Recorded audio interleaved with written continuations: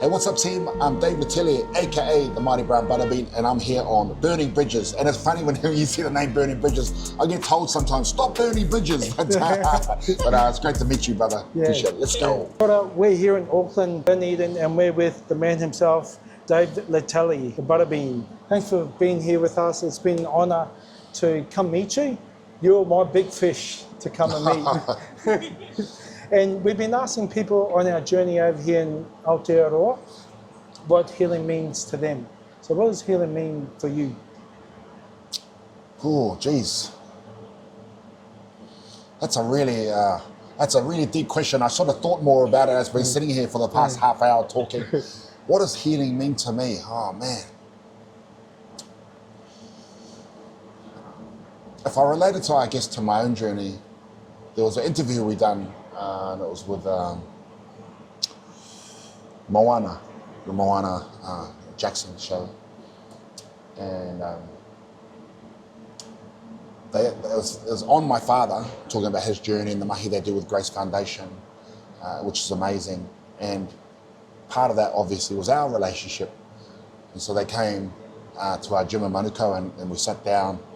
And I didn't, like, of course I wanted to do it, but then I started getting nervous as we go to sit down on a couch and we're just sitting there talking, and they brought up or my dad brought it up. He talked about, it was on our relationship. My father, he's in prison for a long amount of time of our young lives, especially me and my younger sister, who's passed away, rest in peace to Vicky. But he brought up, he goes, I remember when I got released and I rang my parents, and we're in Australia living in Mount Druitt. I was living with my grandparents. And he talked about, he goes, I remember ringing them that I'm out, and I remember hearing Davey cry, crying to come home. And oh man, I get really upset when I think about it, because I'd forgotten that moment. I think as a kid, you block out these tough times that you go through. And but when he talked about it, bang, instant, just rushed back to me. I remember exactly. I was just crying to come home, and I couldn't understand why I couldn't. Now I can. My father, he wasn't ready. He's trying to get himself sorted, but I couldn't understand it. I just wanted to come home. And I just remember just crying, begging to come home, And I think healing is acknowledging that pain and dealing with it. I still haven't dealt with a lot of that stuff.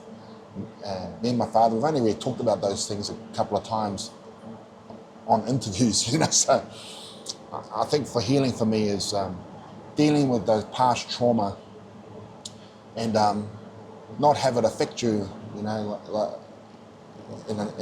negative way and make you feel in a certain way. You've got to. So I'm not over a lot of that stuff. I still have so much pain there.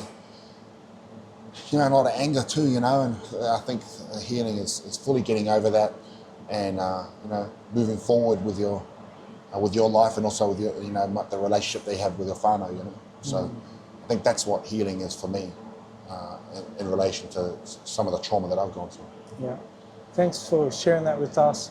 You just said about like your anger and things that you've struggled to really, that you're still dealing with to this day. How do you cope on your daily when you have those moments? For me, it's training. I just train. Like training saved my life. It's been many a time. I've had to rebuild my life a few times. Touch wood, never again. But this latest rebuild, 2014, I started walking. While I was walking, I always tell the story. I went to One Tree Hill. I borrowed my sister's car. I borrowed some petrol money from her, which was humiliating. Drove to One Tree Hill, and I went for a walk around the summit. While I was walking around the summit, I was not thinking about how shit my life was.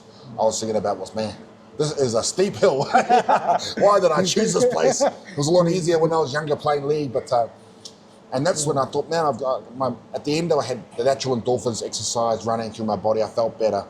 I stopped thinking about life for a bit, so my mind had a chance to rest, to handle things a bit more. So I still use it to this day. I think when you've, when you've been depressed, it never really goes. I think you get better at handling it. You get better at talking about it. And you sort of know what works. For me, it's exercise. I don't drink.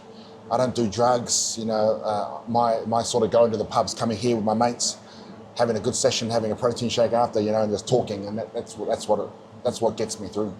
Yeah, great. Thanks for sharing that with us. It's been an honour to come see your gym, meet your son who showed us around. It's been awesome.